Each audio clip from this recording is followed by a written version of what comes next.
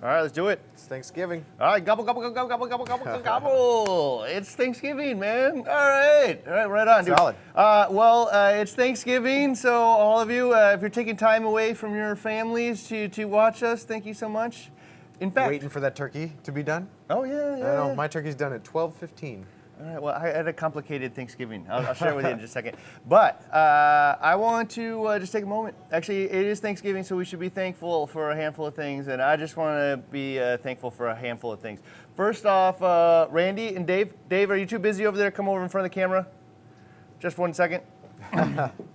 Okay, so I know he just He's trying to bring you live on Facebook. So I just want to thank both Randy and Dave for coming out. You don't get to see Dave very often, but he does all the magic. So he puts all the stuff together.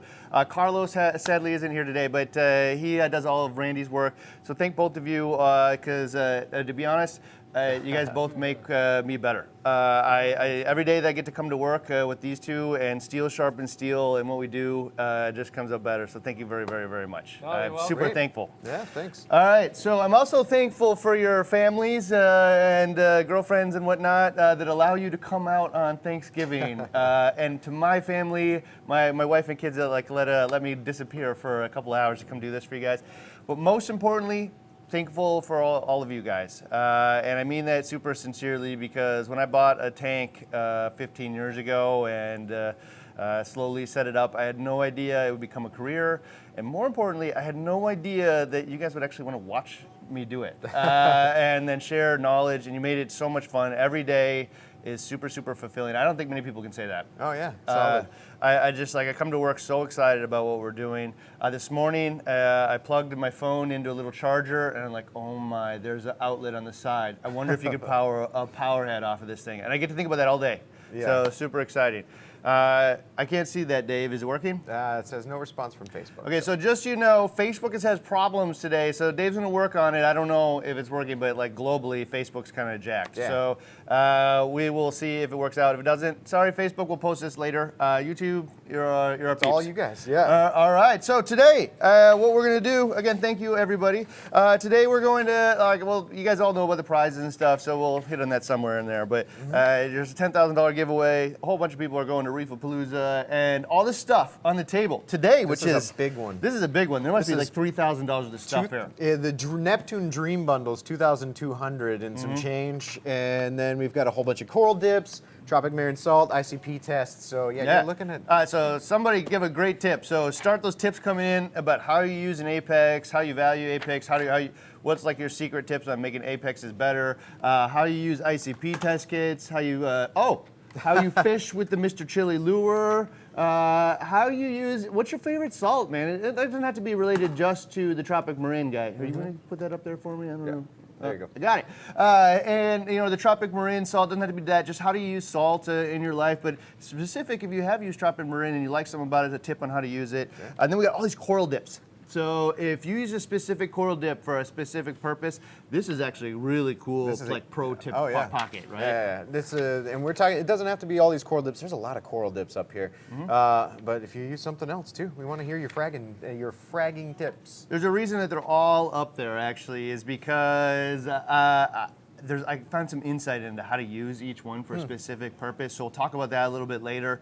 But I would love to hear the tips on how you do your coral dips.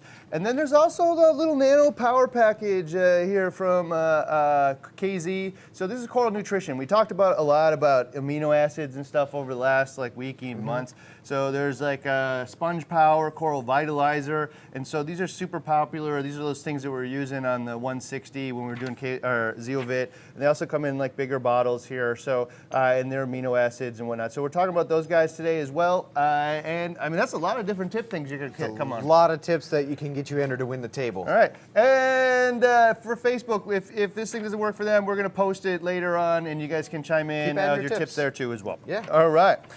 So I'm gonna start with the Doorbusters today. I'll let you take the first one. The big one, obviously, is the Neptune Dream Bundle. So we put together this dream bundle. So it has a here. Let me use the cheat sheet because there's a lot of good stuff in here. So it comes with an Apex, and that's the full Apex, everything with it. It comes with an extra energy bar 832, so you get 2 of them.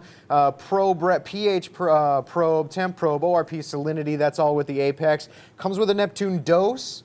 Comes with the automatic feeding system, the leak detection system, the flow monitoring kit, an Apex display, a magnetic probe rack, calibration solution, and probably one of the biggest things, it comes with a Trident. So we sold almost all the Tridents in like an hour. I mean, it was just an enormous amount. We saved like, I don't know, I think maybe 30 of them for the new reefers out there who want to like really like nail it. So yeah, so that'd be super cool for somebody. You know, if you really want to just like bring her home and you're like in the middle of a big install, this will get you started. I'm sure this is going to be gone by the end of this episode. Yes, you can find those on the Doorbuster page on the website. So just click the red link, Doorbusters, and the Neptune Dream Bundle is the first one on there. All right, so beyond that, all of the Neptune stuff. So Neptune, you guys follow this, like no, Neptune never goes on sale, right? Yeah. Once in a while, like one little component will go on sale like during the summer little or something. bits and pieces, yeah. So the systems, though, never go on sale. So like you could pay for it more next month, or you could get it cheaper today. And so this is a big one. This is like probably sell like, you know, I don't know, months and months and months of Apexes in like 4 days, right? That's like the mania of Black Friday, right? 10% off, you got to. Yeah, well, like I don't know, like, why pay full price later? So yeah, I don't know. So it is definitely like a phenomenon. Anyway, so on all the systems here, I have one. You know, I would say actually there's a couple that don't. And so the 2 tanks that we just set up, you know, with the 5-minute guide that hopefully some of you guys watch.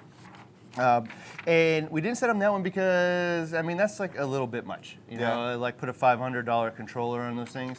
So I've been kind of poking them about like a different idea someday. Maybe that will materialize. But like on every other tank here, I'm protecting the corals and protecting the fish and protecting like this piece of art that I built in my house, man. Like, you know, would I have put one on the very first tank the first day? There's no way. No. But like at this point, man, any tank I'm putting up, I'm in it for the long haul. Yeah. You know, so and even if I change tanks, it's still coming with me. I still want to protect that one. So super popular.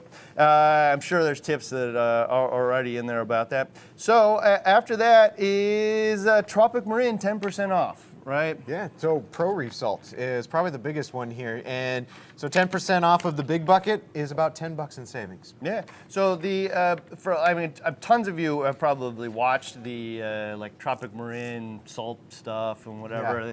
BRS recommended, it's the best of the year, all the experiments we did and wondering. It's a great time to pick it up and try it out for yourself. Get a small bucket, get a big bucket, either way. And not just the salts too, because the balling method by Tropic Marin, they've got some really solid test kits and things like that too, all for 10% off. Yeah, so right on, man. I will say, actually now officially today, all the salts that are going to be on sale are on sale. On sale. So HW's on sale. HW Reefer is out of stock. They already burned through the all whole of thing? It. Yeah. No there's other HWs out there, but the Reefer stuff. The Reefer is the one. Okay, yeah, well, I just saw it this morning. I don't know. Don't miss out. You better hurry. Yeah. Red. I can't believe that. I So know. I was all really surprised. Okay. So the Red Sea salt is still on sale. Yep. I wonder if the Brightwell's out of stock too. Then. Oh, I haven't looked. So the Brightwell Neomarine's on sale.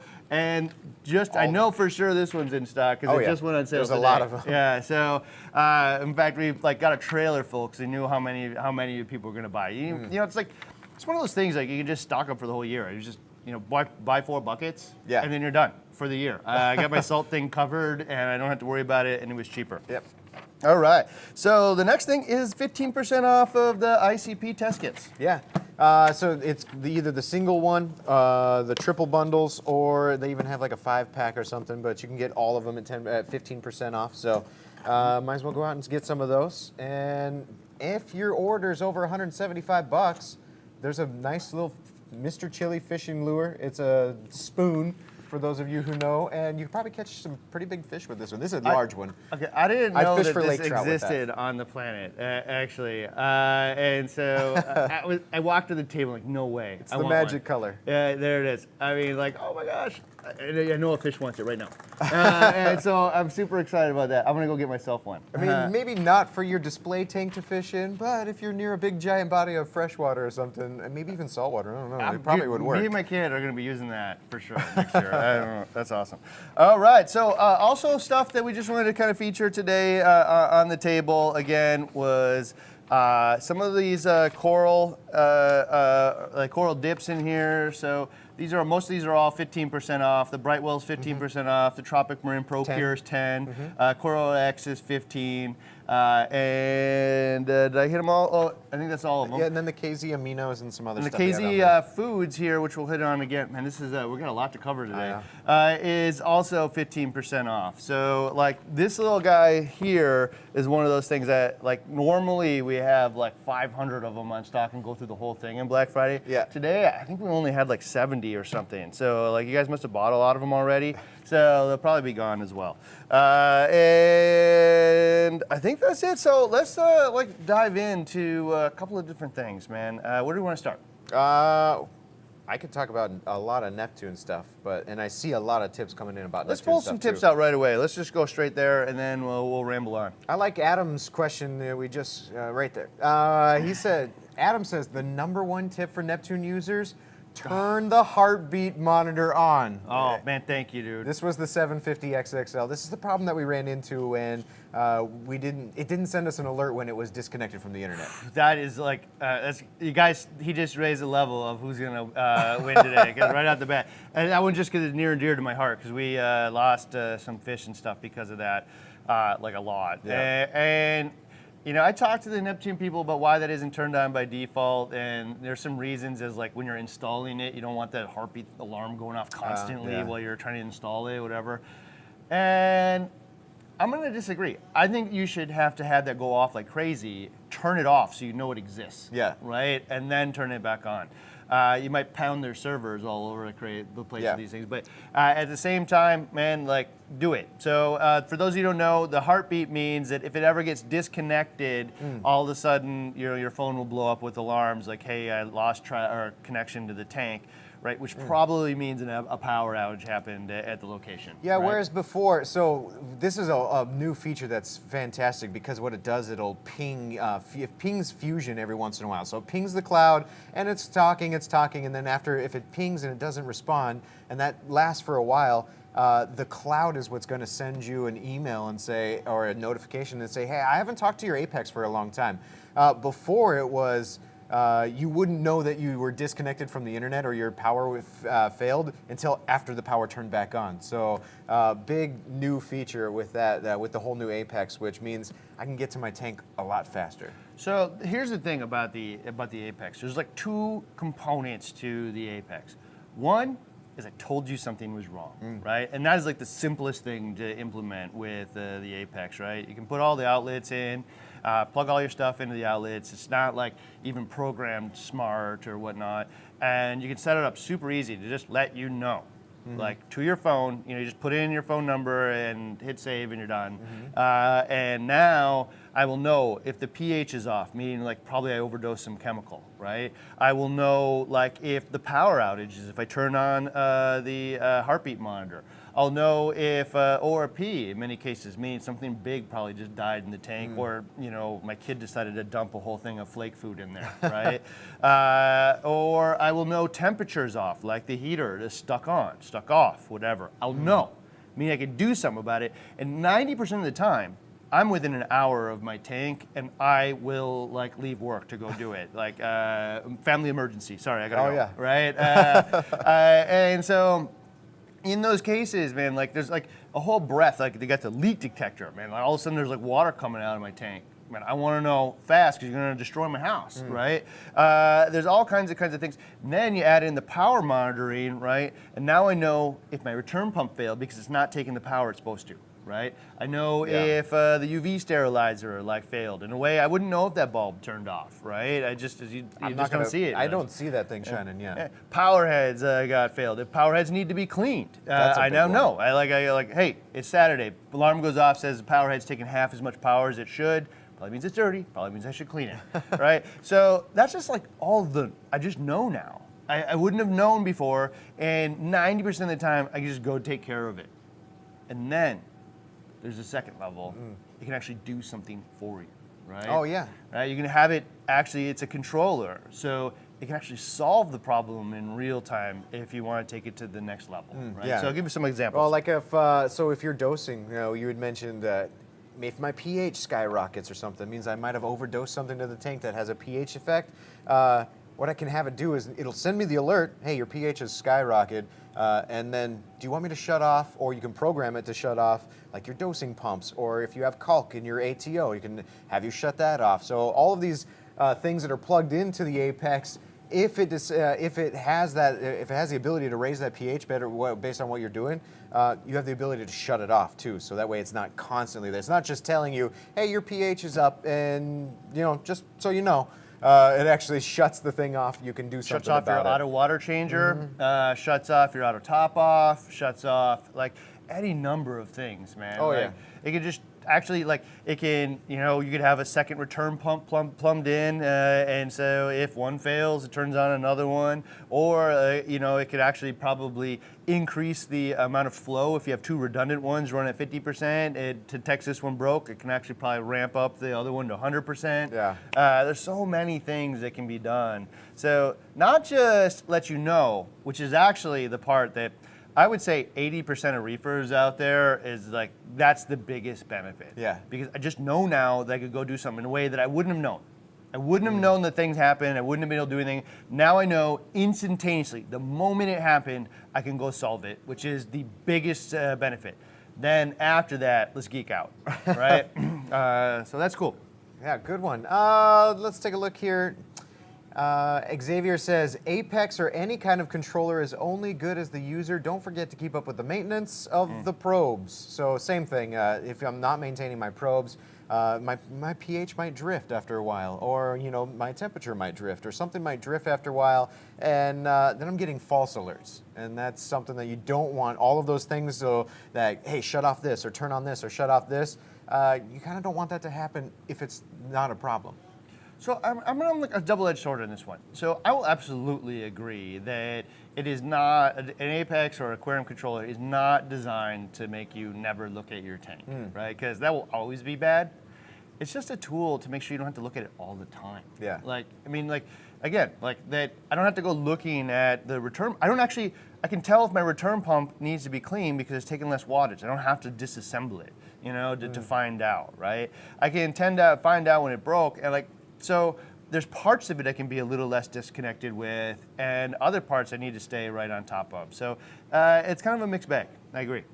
And that comes from Facebook, so Facebook's joining us now. Oh, did you get Facebook to work?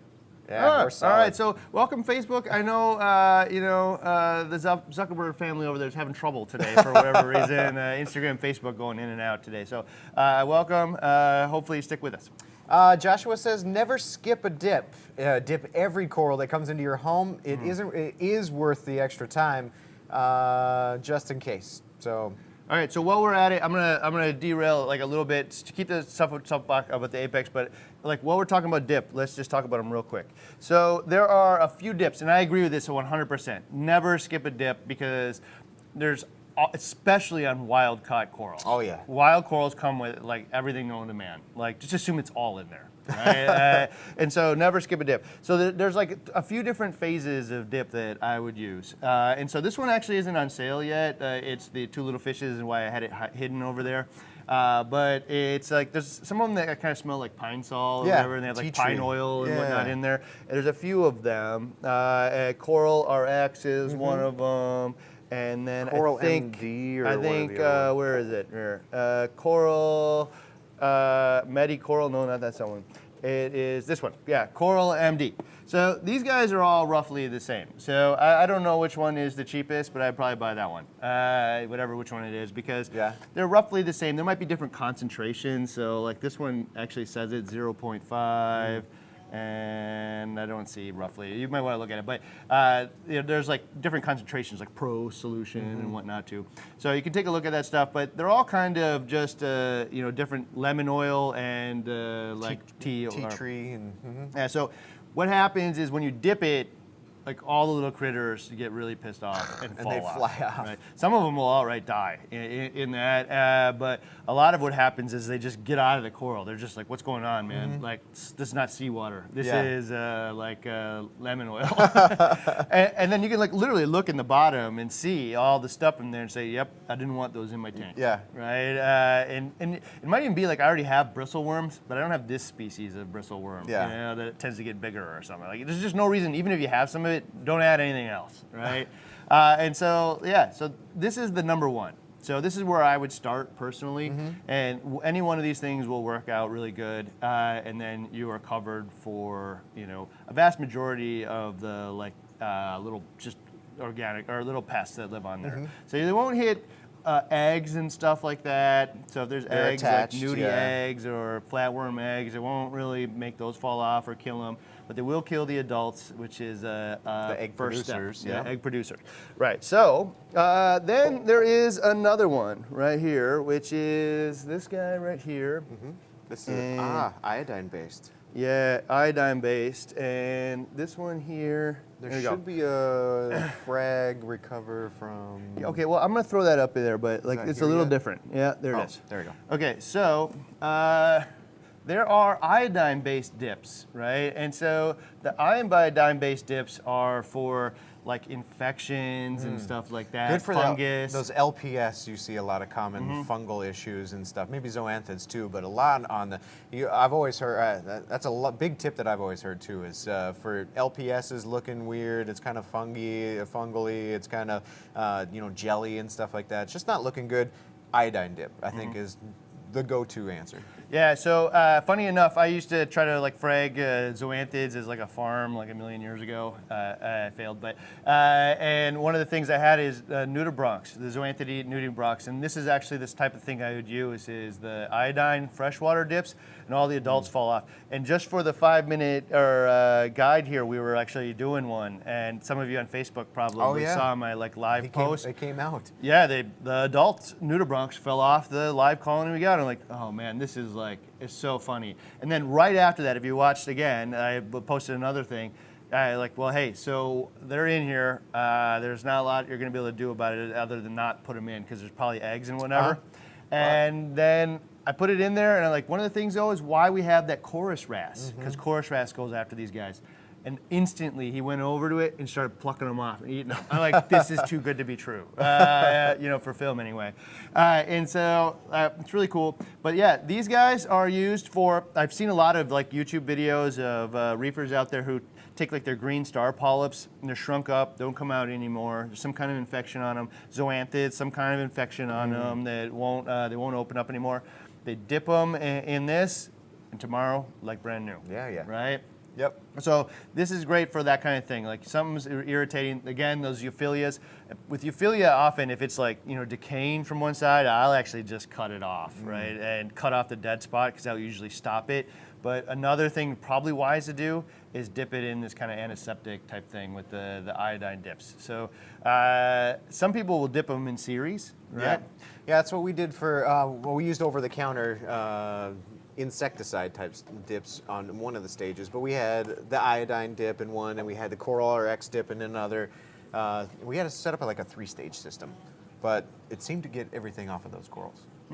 So this one is actually called frag recover. So you're like cutting up your frags and whatnot, and you're just trying to get them to heal up a little faster, right? And the way the guys at Brightwell described it for me was it's somewhere in between the iodine dips of the world and the pine oil dips of the world, and meaning it's a little less aggressive and a little just safer to use. So I think this is the one that Worldwide uses on all of their corals after they do their clippings. So yeah. So this is actually one of the ones I'd probably recommend in series too. So it's not uncommon for somebody to dip one thing and then onto another one. And one of the things I'm gonna be curious if you guys feel the same way. So some of the corals out there do well with hydrogen peroxide dips. Have you seen this done? I've seen it when there's if I get a frag or a colony and there's algae and stuff on it, and I give it a nice, or I've seen people give them a hydrogen peroxide dip, turns those algae pieces white, and then they just dissolve out of the water. So that's one of the things about wild caught corals is I don't want all the wild algae of the world in my tank, right? And so you can't see them in many cases. Like we saw all that, if you saw all those vibrant tests that we just did, those just live rock out of a sump essentially with no light or anything, and somehow still it came with all of those pests, right? So I prefer to dip the coral in the hydrogen peroxide. You can actually watch some YouTube videos on there, and it's just stuff that you use right from the store, right, in a little bottle. I actually told the guys at Brightwell that I thought it'd be really cool if they just came out with a version hydrogen peroxide thing. Literally just say on it, and it will definitely be 3 times as much as it would be at the store. But it's not so much, and the people in the know you guys just go buy it from the store. But for a lot of people that don't know, right? Because if it isn't sold, it's always under the table somewhere and you can't see it, right? So just literally say on the front, man, reef safe hydrogen peroxide on it, and be real upfront about it. But now there's a tool to get rid of all of that algae off of your frag plugs before you put it in the tank. Right? And so one of the things we can do investigates is probably go find the types of corals that tolerate that the best. Right? And so I don't know if you guys would value that or not. It'd be interesting to hear from you guys, especially if you were just real upfront about it. But now there's a tool in the world, and then the DIYers of the universe can go out and just buy it from Walgreens or whatnot. All right, cool. So that was all the coral dips. I just wanted to get through there because there's a series of them used in different ways, and I thought maybe it'd be highlighted for different people. Yeah, solid. Let's see. Yard Smart says calibrate your doser at least a couple times a year to make sure that it remains accurate. So I'll give you a tip too on that one, especially with the pH ones, is you don't need to calibrate it. If you dip it in the fluid and it says 7 and it says 10, confirmed, it's still working. You don't need, if it's already reading the solutions right, don't go through the bother of recalibrating it. You're probably just gonna make it worse, So if it's already reading it accurately. So yeah, I would say test it, I don't know, monthly. It takes 10 seconds to dip that thing in there. And $1? Oh yeah, those packs? Yeah, and then so after that, then recalibrate when needed. Michael says, plan for eventual failure of every piece of equipment you own. Even if better yet, if you have it plugged into an Apex where you can have power monitoring and it says, hey, this thing failed. But even on those things that aren't plugged in, or if you don't have an Apex at all, check it. Yeah, again, man, I think we just keep getting to that conversation of essentially this is a life support system, and there's 2 ways I can go about this. I can just hope I see it when it breaks. Right? Hope I'm around. Just hope I'm around and hope I see it when it eventually breaks. And this is not a thought process you would go through in your first year, but at year 3, this is super obvious because you've started to experience some of these failures. But you can just hope that when the life support fails, you happen to be there to notice. Because if you aren't, life support goes down, life goes down with it. But the chances of you being there is probably pretty low. Okay. The second thing you can do is put in equipment like an Apex or even just an audible alarm, because there's a lot of times temperature's off. How would I even know? Even if I'm home, how would I know that happened? Unless I have my finger in there or some kind of sticky thing on there that I happen to glance at. I would know because things are dying. Yeah. Right? Unless I have an audible alarm. So if you have an audible alarm, you will definitely be able to tell. So, but in this case with an Apex, it'll tell you right away, right? And so there's that, and then there's do something about it, right? And so just make sure the difference between trying to catch it the moment it happens and delineate that between, I can replace some of this before before it happens. I know it's going to break. And the difference between that, dollar bills, right? I'm not going to replace a $600 pump, before it breaks in most cases, right? But a $30 heater? Probably should. Yeah. Number one thing that's going to kill your tank, by far, I think the entire reefing community will say number one equipment-related failure on tank heater, $30. Replace it every year. Well, and if you don't, so say you don't replace it and it does have a catastrophic failure, you're losing more than just the $30 heater. You're losing the thousands of dollars you have invested in the corals, sometimes fish, and all that. So I mean, it ends up costing you more in the long run to not replace it. And this is really hard because it feels wasteful, right? Like I'm gonna take a working piece of equipment and throw it off. Hey, it is not perfectly good. It has a useful lifespan, and it is supporting the health of probably thousands of dollars of corals in your tank, if not just hundreds or even more. So like, so I'd find an application for it that's not life support. So like heating my saltwater, so it's less of a problem if it fails. Like, oh, it's not heating my salt bin like it did before. Now I'll throw it away. Now it's useless. Yeah. So like that thing's turning off and on a million times a year, and like if you do the math, it's really a million. And so the little parts in there fail, and so like throw it out, man. But you can find the things like, so that tip here, a plan for eventual failure of every piece of equipment in 10 years. Every single thing on your tank is going to break. Some of it 3 times, right? And so you don't have to wait. You can wait and use like an Apex or something to tell you the moment it fails, sometimes trigger backup equipment, or just let you know you need to do something about it. And some of it you can actually just preempt because it's cheap enough to do. Heaters is one of them. But you can kind of do the math in your own head. Like, well, you know what? This return pump, I've got 8 years out of it. Yeah. I've gotten all of my value. I should probably. I don't have to give every last ounce out of it. Sometimes you can just make that decision for yourself, but definitely plan for it all to break. It's in seawater. It's not like your phone. Your phone breaks. Well, I just when I get around it, I'll go replace it. Life support, guys. So think about it that way. Great tip. This one hits home with me, Katie, to keep your Apex firmware updated. This is something that every time I called Terrence, hey, this isn't working on the 160. Hey, this isn't working on one of our tanks. The first question he would ask me is, did you update the firmware? And I finally took about 3 or 4 times before the next time I'd call him and say, Terrence, I updated the firmware. This isn't working anymore. So it's absolutely, and it will tell you when you go to log into your Fusion, hey, it's time for an update, and just put it on update. So it's not specifically like your stuff on there, it's already on there, isn't working. It's when you get something new. So like when you get something new, the old firmware didn't know it existed. Yeah. Right? And so they couldn't have preempted the stuff they're going to come out with 3 years from now. So when you go ahead and add your AFS to your system, and it just came out, it's a brand new thing, you do need to update your stuff. Also, when they come out with new features like the heartbeat and whatnot, but it's like one click, it's super easy. And yes, update your firmware. That is a great tip. It's often hidden. It's almost like the heartbeat. Like, I didn't know I was supposed to do this. Yeah. Because it isn't part of the thing you do on most equipment. But it's like when a new thing comes out for your phone, sometimes you put it off, but eventually you always do it. You should just do it right away when you see it.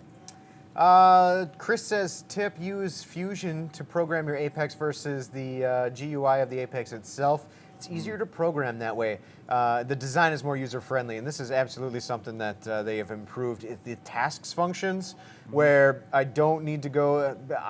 I'm a geek, so before I bought my first Apex was before this newer version came out. I had to read I read the comprehensive manual for how to program, just because I wanted to, before I even owned it. And so, getting in there and running the programs and typing the code was fun. I wouldn't want to do that now. Now I have a heater and I want to plug it into my Apex. So I go to a tasks function that says add a heater, and you click, 4 to 6 steps, I'm done, my heater's added and programmed. So there's like an internal debate over at Apex, right? Okay. Or Neptune, I should say. And like, is the outlet that you're programming an outlet that you program, or is it a protein skimmer? So like in my mind, it's a protein skimmer. So I could just set up the outlet, plug it in its outlet, and it'll give you the options for a protein skimmer, right? in their mind, it's an outlet, and you're going to program whether or not it's on or off to your needs for a thing. But luckily, they have both ways, right? And so I would like them to flip it, but this is just a personal thing. So if you just click on the outlet, it'll allow you to program it the way that, you know, for anything. However, in the menu system, there's a task function, and it says, I'm going to add a skimmer. So this gets to the heart of the question, like, you know, is this easy to set up? And the answer is yes. So like, you just go up to the task functions and hit, I want to add a protein skimmer. It says, what outlet are you on? You know, and you put it on number 3. Here's the options for this thing, like normal things that everybody would do for a protein skimmer or a heater or a calcium reactor or whatever. And then it just asks you like some yes or no questions essentially. And then it says done. Yeah. Right? And so I just kind of go through that program for the different pieces of equipment I'm going to add to my tank. And so look for that task functions. It's in the header in one of the menus, and then you can just just type in your equipment. It's super easy. Yeah. Right? So yeah. Let's see. Josh says, tip for the Apex, become a Fusion forum member and search the old threads. Lots of good info. There's tons of good info, not only on Reef to Reef, but the Neptune community forum is like my place to go. If I have a question about how do I make this piece of equipment do this, or can this piece of equipment do this on my Apex, it's been answered 100 times. And not only that, it's a community forum. So there's even guys like Russ in there who he does a lot of the programming and a bunch of the back end stuff on Apex, but he's also an avid user on his own, and he's like quick with a response, smart, a bunch of smart people there that you can even check, like if you're into programming everything yourself, not using the task function, you can even check your program in those community forums, like paste it in there, see if it works. This is definitely for the like 5%, right? So like for most people, you're just gonna set it up, but like, what if what I want to happen is when I come up to my tank, I push a button that goes into the breakout box. I push a button, and when I push it, the lights turn off, the pumps turn off for 5 minutes, the skimmer turns off for 30 minutes, some lights underneath my cabinet come on, and like, 15 different things happen when I push this one button. Or when I flip a switch, and then when I flip it back, it all goes back. That's awesome. All right, so like that's like for the 5% where I like want all kinds of like the craziest cool stuff to happen. There, man, go check, like, hey, this is what I'm to desire, and then like we'll all like dig into it, right? And so that is definitely that. Right on, man. That's a great place for that. Their forum and their community. Let's take a look here. They're getting back a little bit to the SPS or to the frag stuff. Sal says, cut the SPS frag off the plug. Boom. This Great is something idea. that you taught me too, because I used to keep all the frag plugs because they would base around the corals would base around it and everything. But I did come across acro-eating flatworms one time in my career and lost a lot of prize SPS because, and it probably was because the eggs were on the frag plug or right at the base of the coral next to the frag plug. Yeah, so if you do two things, when you get your corals, your SPS corals specifically, if you A, dip them so all the adults fall off, right? And then B, cut the base off, meaning there's a plug and it's glued on there. Cut it off so there's live tissue on the plug itself. That's where they lay all their eggs. They don't actually lay eggs like on the actual tissue. Yeah. It's around where the food is, right? So they on actual substrate and then near the food. So if you cut it out there, probably 90% chance that you have removed between the dip and that, you're probably 90% remove the chance that you're going to add it. And when I say 90, it could be as high as 98. Like almost eliminated the chances that you're going to add some of those pests to the tank. That's a great, great, great tip. I know all the pros do that as part of their steps. When they bring in new specimens, there's zero chance they're putting the base into their system. So there you go. Let's see. Jason Fraser says, use multiple heaters instead of one higher watt heater. Yeah, there's a lot of reasons to do that, but like one higher watt heater, if it gets stuck on, will heat the tank up faster. Oh yeah. Right. If they get one of them fails, you only off, you only lose half the power, right? So it'll stay warm-ish instead of cold. Yeah, right? exactly. So there's a variety of reasons to do that. That's one of the cool things about the BRS controller is it has an outlet for 2 heaters that goes into it. And so either one of those heaters fails, you can actually remove them. But like You can plug 2 of them into one. I'd even advocate personally myself for running 2 of the right size heaters or adequate size heaters for redundancy. So if one were to fail off, the other one can sustain the tank. So it depends on the level of redundancy in each direction, right? So if I have a really solid aquarium controller and heaters and it's plugged into an Apex, like I feel like between those 2 controllers, I'm not going to overheat the tank. In which case, now my fear is that it will get too cold or whatnot, right? And one of them fails. So in that case, if you had 2 full power heaters, you know, that would be the answer. So it's about the strategy that you use, because is it gonna? The risk is too cold, risk is too hot. Hot is like Worse. death in hours, right? Cold is death in days, and sometimes even longer than that, depending on how cold. But so you're balancing between those things. But like for me, if I have a thermostat in my heater backed up by the thermostat in the Apex, I am part of the 99% club. The chances of both of those 2 failing and doing it in a way that I don't get an alarm about, really low. So, in fact, so low, I can't tell you for sure. I've never seen it, but I can't recall a time that I've ever seen both of those things fail. So. DIY guy says getting an ICP test a few times a year can really help to make sure your water's dialed in, and he's got the rest of it up there that we can't see. And problem free. There you go. Yeah, so ICP test is a really interesting one because we haven't really dove into all the ways to use it, right? It's like a level of clarity into the tank that we have never had before. What do I do about cobalt? Whatever. And so, but when you start looking, when you have problems in your tank, I shared this example before, but I had a guy that showed it was just this tank was always having problems, right? And he just couldn't figure it out. And he sent when he was in, and he found really high copper, right? And it's like, where's this copper coming from? He'd water change it out, and then he'd come back. And it turned out that there was a condenser for his air conditioning or something in the ceiling. And it would just go, every once in a while, drip, drip, and it'd drip into his sump, and he didn't know. But once he went looking for it, just mind-boggled, finally figured it out what that was, and now he knew, and this thing helped him find it. So I would say troubleshooting tool. What I wouldn't personally use it as is if the tank is looking awesome, and this says a little high, molybdenum or something, don't go trying to fix a problem that doesn't exist. Your tank looks awesome, let it be awesome, right? Chasing numbers can cause you other problems, but it's definitely a really great diagnostic tool. And if you're going to do no water changes like the Trident system has, then you have to do it. And this is the part that I'm going to really, really bring home.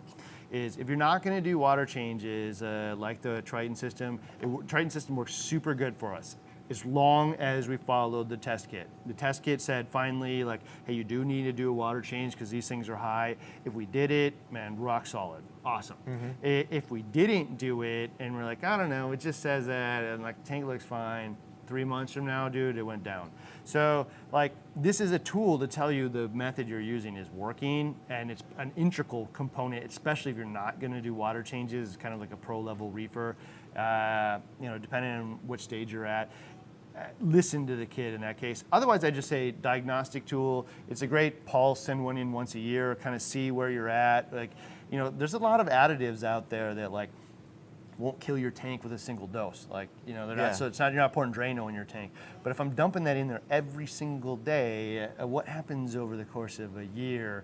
This will help you spot some of those things, right? So why those things are elevated. And then a year of dosing something and then stuff starts dying, I would never in a million years think it was that thing. I've been using it for a year safely, right? It would never connect that I've actually had impurities in there that are building up over a long period of time. So that's a great tool for that. Sweet. Let's see here. When Daniel says, when using the KZ stuff, start your dosing at a lower amount of mils. Yeah, so I'd say that's a great idea with anything, with all the foods. And so one of the things that I'd say is remember that all of these additives need to be based on some generic tank, right? If I got 5 corals in my tank and you got 50, you're inherently going to need 10 times as much of this stuff that I need, Yeah, so right? when they're making this stuff, they can't plan for every single tank and every bit out there. Plan for 25, right Yeah. in the middle, Yeah. right? And so if you know you got 5 frags in there, use quite a bit less. If you know that the tank is just packed, man, well, it's probably safer to use at least the amount that started with, but maybe more. Yeah. But yeah, like everything, start slow and work your way up.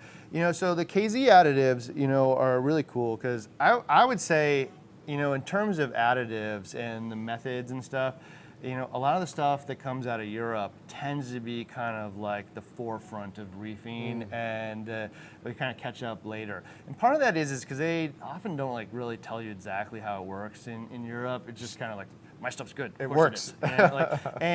You're questioning it. You're like, well, why would you question my stuff?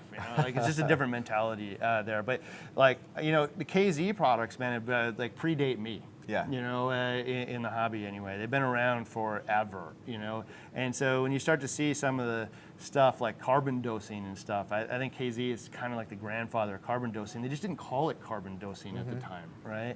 And so, you see these things that have been refined for 20 years. The coral vitalizers are super popular. In fact, one of the things I like, I think we'll talk about later, is they have like distinct things on some of them, like I'm gonna butcher this, but like the potassium iodide or whatever, says enhances greens. Yeah. Like I really like the fact it literally says what it's gonna do, because if it doesn't do that, I will stop using it, right? And one of the things again is if I dump it in there and it works, doesn't work today, that wasn't the point. The point is I'm going to use this thing for 2 months and then see the metabolic function of that coral change over the next 2 months. I'll see all the colors come out, and I'd like to take before and after pictures. When you take before and after pictures, get like macro shots. Get as close to that coral as you can, because that is where you're going to see the most difference. And use one of those little clips, like the ice cap clip that is on sale. It goes on your phone and you can zoom on it. Then you can really see like the before and after differences. Yeah. Like, oh man, this is really working. So yeah, awesome tip. I like Jermaine Jones's tip. He says the breakout box can help you customize your Neptune system with many, many DIY solutions. This is my favorite piece of equipment because I'm a big geek when it comes to making things automated. Where I might even have like Christmas lights or something turn on just because of my Apex. So the breakout box is really fun. And like we were talking about, there's a couple websites, but one of the best websites to couple with the breakout box, McMaster-Carr. The amount of switches and things that you can grab from there that that will work with your breakout box, you can make it do anything. Humidistats, flip toggle switches, button switches, garage door switches, reed switches, like everything known to man. You can do, like the amount of stuff you can do with that breakout box is mind-boggling. I just love opening the cabinet door and lights inside flick on. Yeah, who doesn't want that? Like I opened up my sump and I don't have to go looking for lights and stuff, and I open up the door and instantly the lights come on because the magnetic reed switch opened up. That's right? awesome. I go up and, or I could even use a toggle switch, or I could, hit a button and all of a sudden it knows that I'm feeding, and so because of that turns off the skimmer for a half hour. It slows the return pump down so the food stays in the tank, right? And so instead of, it could probably actually keep it level, but even if it just slows it down from 3x to half x, like it's going to keep the water heated and stuff, but I'm going to keep the food in the tank, So all kinds of different things you can do. It's just a button at the breakout box. But you know what? What is my favorite add-on to an Apex? No. Oh, come on, you got to know it.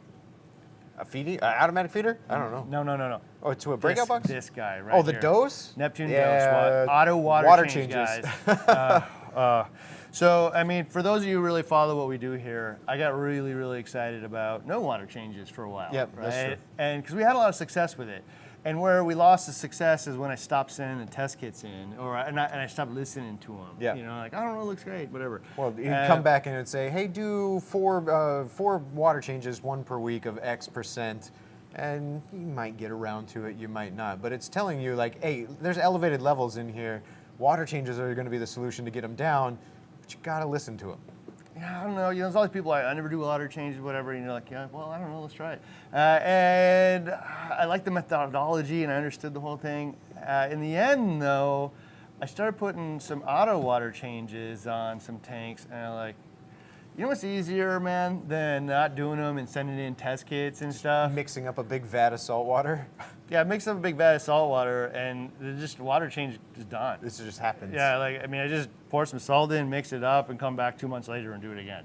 And it just, beat it. and I will tell you, the water change thing just eliminates so many problems, right? Like, you may not even have problems and never know, right? Just because it's just exporting those problems for you automatically. And so, like, there's so many things that a reefer could run into as a problem with their tank. They're just not on the table anymore because I'm just automatically exporting it, and it doesn't matter if it's summer, winter, or what's going on in my like normal life. You know, like, I don't know, work's super challenging. I just had a baby. I got a new puppy. Whatever it might be that would take away from those water changes. Man, it just doesn't happen because I can just mix up the salt in 5 minutes and be done. I'm not hauling out hoses or whatever. So my favorite for sure, like, in fact, if you haven't done this, consider it for, you know, like a gift for yourself through the sale, because auto water changes, your tank will thank you for it for sure. It will definitely do better with it, and like, it's just so easy. And my time is worth a lot of money, personal time like that. So to commit to like 2 hours a weekend for a water change, rather than just 5 minutes to mix up a vat, that saves me a lot of money. Okay, I know why his time's worth a lot is because he works from like 7 to 7, and we joke all the time, like, oh, how do we get extra hours in between the other 7 to 7? And so that few little bits of time you have personal, like, I don't want to spend it hauling water around, dirty water. Yeah. You know, like, no, I don't. And so, like, that little bit of time is super valuable to me. So this thing, and for those of you who are wondering, like, well, how could I do that? Because my tank isn't really near where I make water. You just run RO tubing to wherever it is. And so there's a couple of things you could do. One, you could just run it up the wall, run it through your ceiling. Two, you can drill a hole through the floor and run it through the floor. You can actually put it, like, they make little plastic things for cords that you can put along your baseline or baseboards. Paint it the same color of the wall. You'll never even see it. You can just run it all the way around your house, wherever you want.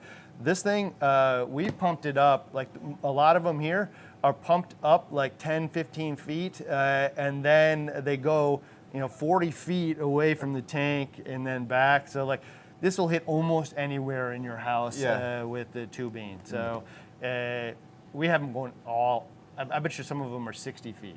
You know, so, like, really helpful when you're, rather than when you're space limited, or if you're running like high percentage water change where the motors are just running really fast. Like, I don't want that in my living room and listening to that when it does a water change. I can run this thing remotely in another room and still get the benefit of water changes into my living room without hearing anything. So yeah, I will say they do make a little bit of noise, but you can plan it to be make the noise like when you're like sleeping or at work or whatever. It doesn't have to happen like 24 hours a day, and so you can actually set it up to do that. Also, I'm a big proponent of the BRS dosers because they're like inexpensive, and the drip 1.1 milliliter is what you should use for chemicals. You can get away with the other things, but this is slow drip is the best option. Okay, so the dose I actually like more. So if you already own an Apex and you're like, your wallet has a few bucks in it and you're like, oh, where can I put it? The Apex dose is just a better option. It allows you to just put in, I want to do 100 milliliters, and it knows that's a small amount and automatically spreads it out throughout the day for you, and it does this slow drip just the same way. It is a better option for sure. In fact, like, my favorite dosing pump for chemicals and auto water changes for sure. So that's my favorite, my own personal tip, I guess. Let's take a look here. Canali says paper towel under your leak detector also helps when you have tile and humid weather. That's a great tip. Yeah, so it's especially humid weather was where when you have salt water and the hard surfaces, like if you have tile floor or if you have like these wooden panel type floors, if it's high humidity, it can start to get wet, or you have this little salty wetness or this wetness to it, which might set off your leak detection alarm when it's not even wet. with the paper towel, actually what it will do is wick up moisture towards the sensor, right? And so like it covers a larger area if it's not even or whatnot. And so the paper towel is a great, great tip that it will soak up any water and bring it towards the sensor. And it makes it easier for it to sense it on uneven surfaces as well. Pro tip from Germ says, don't forget to set your current time zone on your Apex. There you go. That way Good tip. everything's happening when you expect it to. Yeah, we've had that problem before. We have. Like, how come it's not happening at the right time? And the time zone was set wrong. Bees Reef says, mount conductivity probe upside down to get solid salinity readings without the risk of air bubbles. And I talked to Terrence about mounting this thing, and then he recommends like a 45-degree angle sideways in your sump, so that way it does allow, there's a little porthole on your salinity, a couple of them on your salinity probe, that allows any air bubbles to escape. So you mount it sort of sideways, and it can get out. I haven't heard upside down before, so that's interesting. Let's see, Fred says use a temp probe while calibrating salinity. Yeah, I would say actually, if you can, make sure that you do the salinity like with the little pouches floating in the. You don't want to lose the solution in there in your tank, so be careful. But like, I don't know if it's toxic or not, but I don't want to find out. Yeah. But like, temperature really matters in this case. So like, and if I float it in there and it gets the right temperature and I take it out, it's such a small volume of water, it probably changes the temperature of the room pretty rapidly. So I like to actually do it right in there. Another alternative maybe would be like to scoop out, a half gallon of water and do it in there, because the half gallon of water will hold the temperature pretty well. Yeah. So, but like, temperature matters when you're doing that calibration. Yeah. About 5 minutes left. I got a turkey that's about done, so hard stop if we can. All right. William says, have your Apex and notifications to your spouse's phone also. They will let you know. I promise, he says. He must have had that happen. Like, my phone won't shut up. Your tank is, there's something wrong with your tank. Oh, that's hilarious. Yeah, so you can actually put in your Apex, you can put in like a variety of different people in there. You can also put in like different permissions. Like, some people can program stuff, some people can look at stuff, owner, manager, viewer, all that kind of stuff. So yeah, you can actually get other people involved in your tank as well. Let's see, Tyler says, before calibrating probes, let them sit in the sump for a week or two. Oh, well, that's not a bad idea. I mean, you could calibrate them though, and then let them sit in there a week or two, and then come back and verify. Go test and verify. If they're off, then do it. But that's not a bad idea. JR says his tip for using the ICP test at least twice a year to make sure that trace elements are in check, and also to double check. To double check your test kits. Yeah, so one of the things that I would be wary about actually is testing this thing against the test kit, because there's accuracy like to 5%, or you should check the accuracy numbers on them. So like some of the ICP is really, really, really good at measuring the low levels, like parts per billion or fractions of a million, whatever. And so less so, 500 parts per million, right? And so I don't actually test my calcium test kit against this and believe that one is righter than the other one, right? Well, that and like if you're testing calcium and magnesium, these things can fluctuate within like the hours or days or what have you, and so the time difference from when you're testing yourself versus when you're testing the ICP test. I mean, I can't test my ALK today or my magnesium or calcium today and say that it's wrong based off of this one, because the time frame is different. Yeah, oh, definitely. The calcium, you would have to tend to set the same exact time, right? Yeah. And so the other piece I just should throw out here, right? This is like a $50 test kit, right? And they're cheaper if you buy them in a pack. If I want to get like lab ICP done, it's going to be into the hundreds, if not $1,000, right? And so the goal of this thing is not to give you $1,000 results.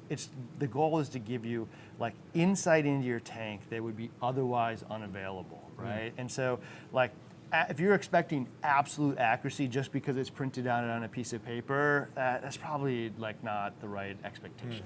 That expectation is to get like a better view into our tank than we've ever had before at a reasonable price point. And so, like some of that is the like if you're gonna pay $1,000 for it, you know, every single test, there's like a laundry list of stuff they do to the machine each time. You know, if you're gonna do $30, that laundry list of stuff probably happens like every 100th time, right? Yeah. And so we just have to have reasonable expectations, and then like if it's not perfect on something, like don't get too bent out of shape because perfect costs like 50 times as much, right? It's not a tool for that. It's a tool to give a window that better than we've ever had before. Yeah. Here's a question from Greg while we wrap this one up. Greg says, when do we announce the winners? Oh, Monday. Yeah. So tentatively, I think it's going to look like this. So tentatively, I think that we're going to take all these people that are going to Reef-A-Palooza, and we'll let them know There's in the 7 morning. now, yeah. There's 7 here. There's 3 more to go for you guys. So you're hopefully already in the envelope. If you're not, there's 3 more people we're going to pick between here and there. Yeah. We haven't announced any of them, so you won't even know you could be in here, and you just don't even know. I think we're going to do that. And then I think after that, sometime in the afternoon on Monday, we're Separate live stream. Separate total live stream. We're gonna come back and share a bunch of your guys' tips that you've done and announce the winners of best tips and give away all this stuff. Somebody here is gonna win this whole thing for the tips you guys shared today. Again, you can add these tips after the live stream into the Facebook comments or YouTube comments. We're gonna collect the social team doesn't know, but I'm gonna make them put a whole list of them for Randy and I to go through tomorrow. We'll start adding all that stuff in there and going through them all. Put the last minute ones in there, plug them in there too. But you can go back through all the other ones already out there and add your tips still. Still get you entered in there. We haven't drawn for the tables yet, so add your tips to every live stream. And $10,000 worth of orders. This is one of my favorite things that we're going to do for sure. Yeah. And so sometime that evening, we're going to announce all of the people that we're giving all your orders and carts away for free. So even if you're watching this stuff and you're like, I need Christmas presents for my family, I can't buy stuff for my tank and myself, put some stuff in your cart because you could win it for free. If you are buying presents for yourself right now, it could also be free as well. In fact, $10,000 worth of this stuff is going to be free. We just don't know who it is yet. Well, actually, Randy and I do. Today, I know because I picked them all. And today there was 2 cart winners of $500 each. Oh, so yeah, if you do something with your cart and you put in $300, shame on you. Put in $500 because they want to win the whole thing. Up to $500 is what we're giving away. I mean, these are all people that won here, so there's just so much of them. We got like a half a pound. There's about 7,000 already. All right, so everybody have a happy Thanksgiving. Again, a big thank you for you just coming out here. I know you got a turkey waiting on you. And a big thanks for my wife letting me leave, and a big thanks to Dave. Dave, when's your turkey going? 5 o'clock. 5 o'clock. Well, late one. I mean, yeah. We're early eaters. Early eaters. Noon 15. Right. Yep. So my wife, I was gonna go out to Duluth with my family, and my wife got the flu, man. So I went to the grocery store and bought like one of those kits because it was like an emergency thing. So we're having kit Thanksgiving with the family. We're gonna go sledding today because there's snow. If you watched my Instagram, you saw the snow. Well, happy Thanksgiving. And tomorrow, like again, today, man, Apex Day. If you want the whole kit, I'm sure this thing is, if it isn't gone already, it's the whole kit with the Trident. It's gonna be gone real soon. Black Friday tomorrow, couple other things will enter in, but like most of the stuff's actually on sale today. Again, nothing is going to be on bigger discount any other day. If it's on sale right now, that's the best deal you're going to get. Yep. What do you got to do to get this guy the right fishing here? lure today? If you're checking out today, and it's today only, so if you want this fishing lure, if you have an order over $175, add the fishing lure to your cart, and it becomes free. I mean, because I like to fish, that's my favorite one of the whole thing. So I don't know. All right, happy Thanksgiving. See you guys tomorrow.